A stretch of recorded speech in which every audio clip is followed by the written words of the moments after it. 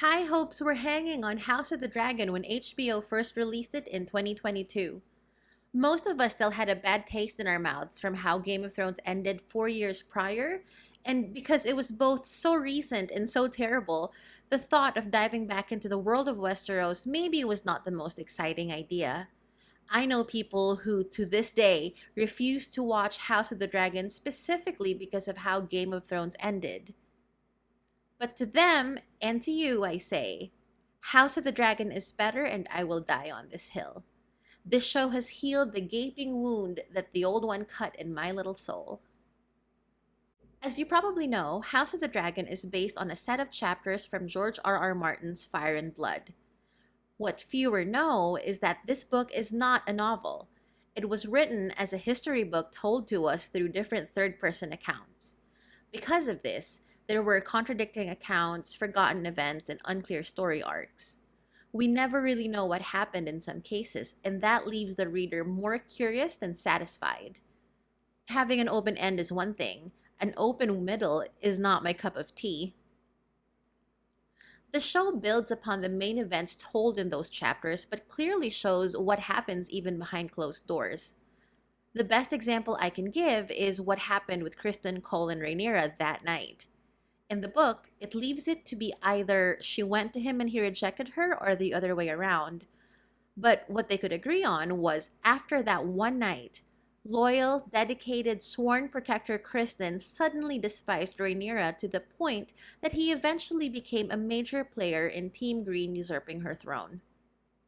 In the show, we see their story unfold and watch as he breaks his Kingsguard vow with her and tries to get her to leave with him to restore his honor more than anything else, and she chooses to stay. The story is more complete than it was in the book. On a similar vein, the show also gives us a more well rounded view of the characters.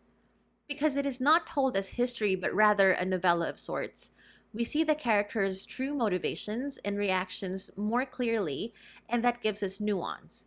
More nuanced characters and story alike. Alicent Hightower is a much more fleshed out and human character in the show than she is in the book. On Fire and Blood, she famously left her husband's decomposing body for days while the Green Council worked on getting Aegon on the throne. The show presents her as an actual grieving widow. There were other things happening, yes, and she did not cry at his bedside for an equal amount of days as her book counterpart left him, but we do see the moment where she is told, and she is clearly saddened by Viserys' death. Also, on the note of Alicent's character being more fleshed out, one of the more recent episodes shows us the generational trauma in Team Green. Without going into spoilers, we see Otto unable to or uninterested in comforting his daughter, and in the same episode, we see Alicent also unable to provide any sort of comfort to her son Aegon in what could have been the darkest time of his life. I am and will always be Team Black, but Team Green generational trauma tugs on the heartstrings.